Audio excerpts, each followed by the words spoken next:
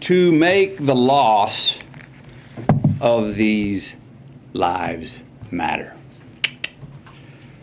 My wife and I,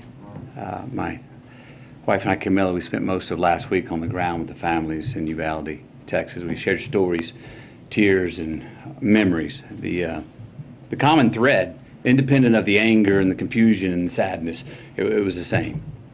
How can these families continue to honor these deaths by keeping the dreams of these children and teachers alive?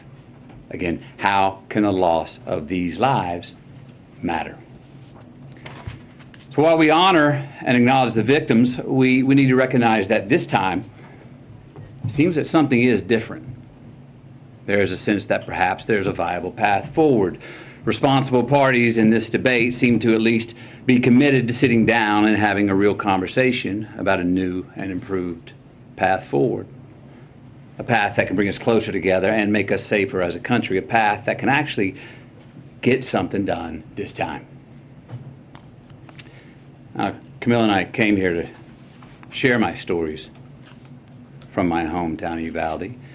Came here to take meetings with elected officials on both sides of the aisle. We came here to speak to them, to speak with them, and to urge them to speak with each other. To remind and inspire them that the American people will continue to drive forward the mission of keeping our children safe. Because it's more than our right to do so, it's our responsibility to do so. I'm here today in the hopes of applying what energy, reason, and passion that I have into trying to turn this moment into a reality. Because as I said, this moment is different. We are in a window of opportunity right now that we have not been in before. A window where it seems like real change can happen. Uvalde, Texas is where I was born. It's where my mom taught kindergarten less than a mile from Robb Elementary. Uvalde is where I learned to master a Daisy BB gun. That took 2 years before I graduated to a .410 shotgun. Uvalde is where I was taught to revere the power and the capability of the tool that we call a gun. Uvalde is where I learned responsible gun ownership. Now, Uvalde called me on May 24th when I learned the news of this devastating tragedy. I had been out of cellular range, working in the studio all day when I emerged, and messages about a mass shooting in the town I was born in began flooding my inbox. In a bit of shock, I drove home, hugged my children a bit tighter and longer than the night before, and then the reality of what had happened that day in the town I was born in set in. So the next morning, Camilla, myself, and the kids, we loaded up the truck and we drove to Uvalde. When we arrived a few hours later, I got to tell you, even from the inside of our vehicle, you could feel the shock in the town. You could feel the pain, the denial, the disillusion, anger, blame, sadness, loss of lives, dreams halted. We saw ministries, we saw first responders, counselors, cooks, families trying to grieve without it being on the front page news. We met with the local funeral director and countless morticians who hadn't slept since the massacre the day before, because they've been working 24/7 trying to handle so many bodies at once, so many little innocent bodies who had their entire lives still yet to live. And that is there that we met two of the grieving parents, Ryan and Jessica Ramirez. Their 10-year-old daughter, Alethea. She was one of the 19 children that were killed the day before. Now, Alethea, her dream was to go to art school in Paris and one day share her art with the world. Ryan and Jessica were eager to share Alethea's art with us and said if we could share it, that somehow, maybe that would make Alethea smile in heaven. They told us that showing someone else Alethea's art would in some way keep her alive. Now, this particular drawing is a self-portrait, all right, of Alethea drawing with her friend in heaven looking down on her, drawing the very same picture. Her mother said of this drawing, she said, you know, we never really talked to her about heaven before, but somehow she knew. Letha was 10 years old. Her father, Ryan, this man was steady. He was uncommonly together and calm. When a frazzled friend of his came up and said, how are you so calm? I'd be going crazy. Ryan told him, he said, no, you wouldn't. No, you wouldn't. You'd be strong for your wife and kids, because if they see you go crazy, that will not help them. Just a week prior, Ryan got a full-time line job, stringing power lines from pole to pole. And every day since landing that well-paying full-time job, he reminded his daughter Alethea, he said, girl, Daddy gonna spoil you now. Told her every single night. He said, Daddy's gonna take you to SeaWorld one day.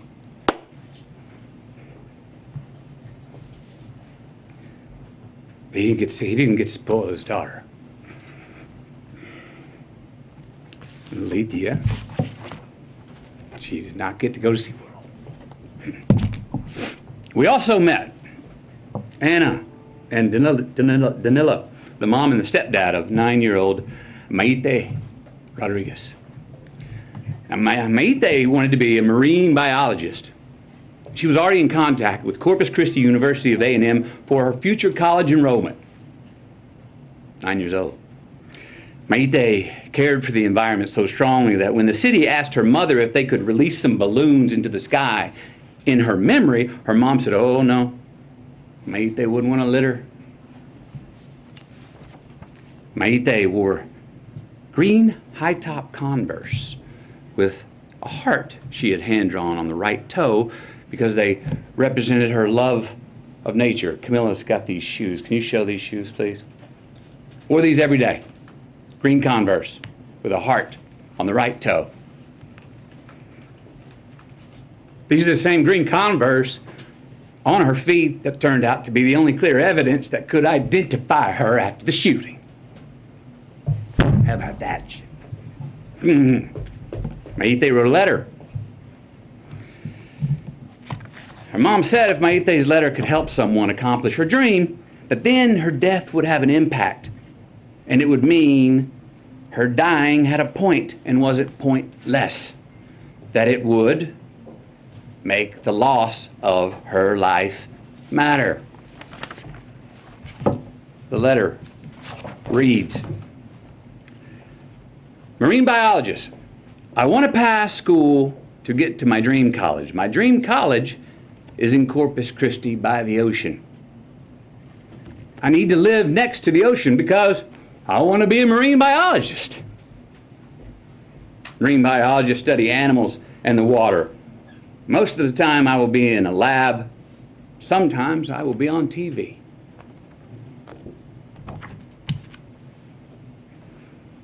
Then there was Ellie Garcia, a 10-year-old, and her parents, Stephen and Jennifer. Ellie loved to dance and she loved church. She even knew how to drive tractors and was already working with her dad and her uncle mowing yards. Ellie was always giving of her gifts, her time, even half-eaten food on her plate. They said around the house, we called her the great regifter. Smiling through tears, her family told us how Ellie loved to embrace, said she was the biggest hugger in the family. Now, Ellie was born Catholic, but had been going to Baptist church with her uncle for the last couple of years. Her mom and dad were proud of her because they said she was learning to love God no matter where.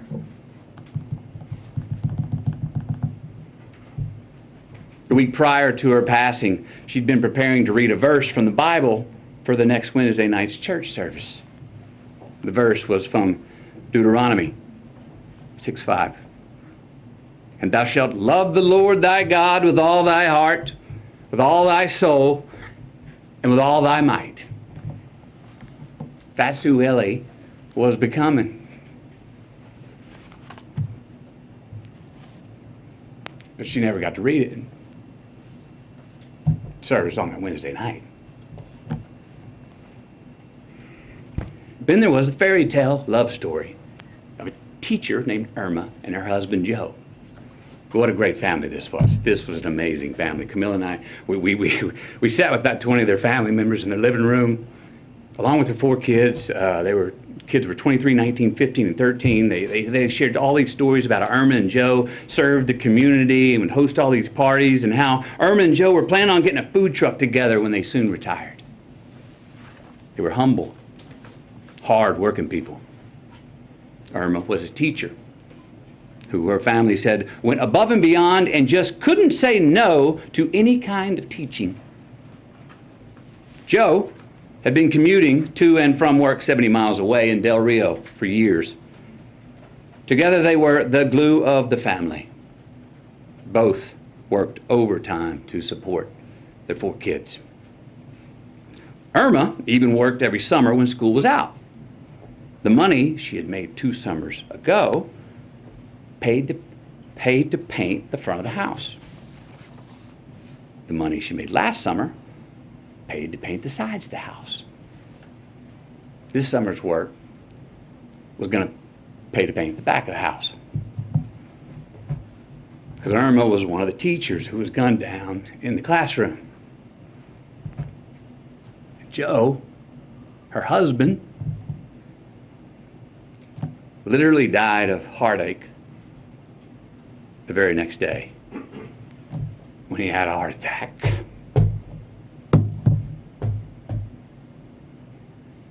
They never got to paint the back of their house. They never got to retire. And they never got to get that food truck together. We also met a cosmetologist. All right, she was well-versed in mortuary makeup. That's the task of making the victims appear as peaceful and natural as possible for their open casket viewings. These bodies were very different. They needed much more than makeup to be presentable. They needed extensive restoration. Why? Due to the exceptionally large exit wounds of an AR-15 rifle. Most of the body is so mutilated that only DNA test or green Converse could identify them. Many children were left not only dead but hollow. So yes, counselors are going to be needed in Uvalde for a long time. Counselors are needed in all these places where these mass shooters have been for a long time. I was told by many that it takes a good year before people even understand what to do next.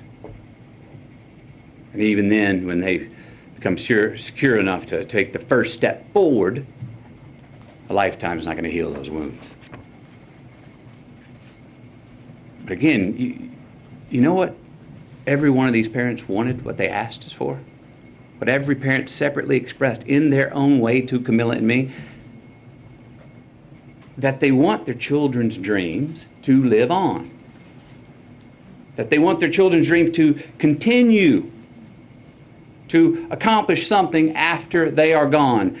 They want to make their loss of life matter. Look, we heard from so many people, right? Families of the deceased, mothers, fathers, sisters, brothers, Texas Rangers, hunters, Border Patrol, and responsible gun owners who won't give up their Second Amendment right to bear arms. And you know what they all said? We want secure and safe schools, and we want gun laws that won't make it so easy for the bad guys to get these damn guns. So, we know it's on the table. We need to invest in mental health care. We need safer schools. We need to restrain sensationalized media coverage. We need to restore our family values. We need to restore our American values. And we need responsible gun ownership. Responsible gun ownership. We need background checks. We need to raise the minimum age to purchase an AR-15 rifle to 21. We need a waiting period for those rifles. We need red flag laws and consequences for those who abuse them. These are reasonable, practical, tactical regulations to our nation, states, communities, schools, and homes. Responsible gun owners are fed up with the Second Amendment being abused and hijacked by some deranged individuals. These regulations are not a step back. They're a step forward for a civil society and the Second Amendment. Look, is this cure-all? Hell no. But people are hurting. Families are, parents are. And look, as divided as our country is, this gun responsibility issue is one that we agree on more than we don't. It really is. Look, this should be a nonpartisan issue. This should not be a partisan issue. There is not a Democratic or Republican value in one single act of these shooters. It's not. But people in power have failed to act. So we're asking you.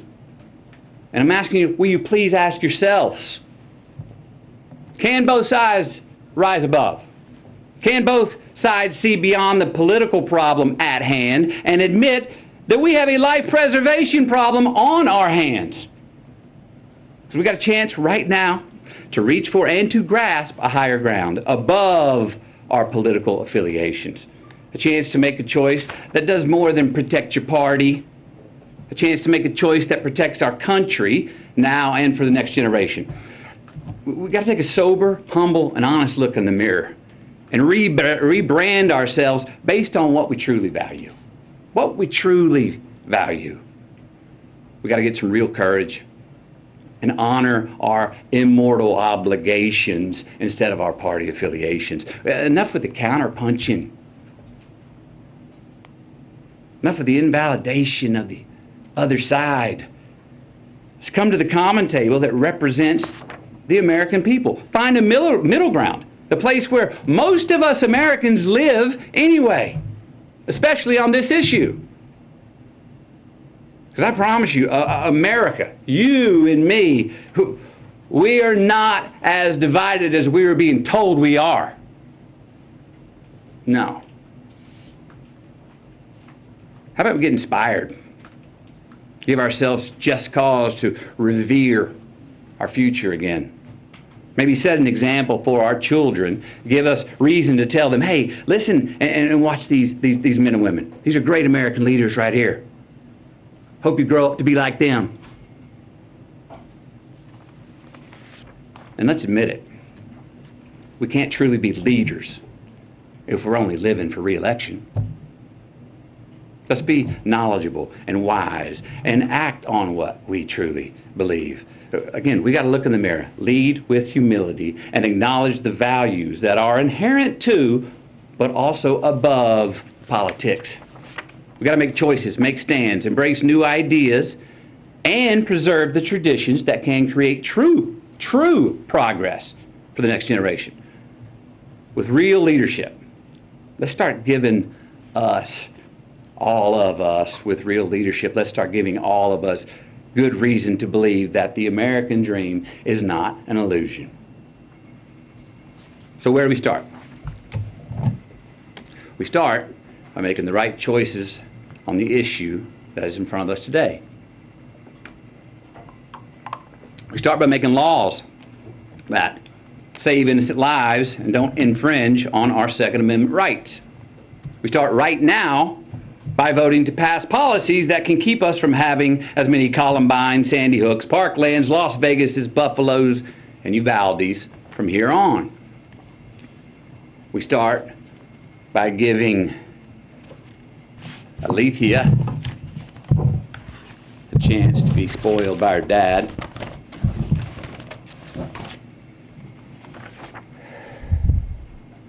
We start by giving Mayte a chance to become a marine biologist.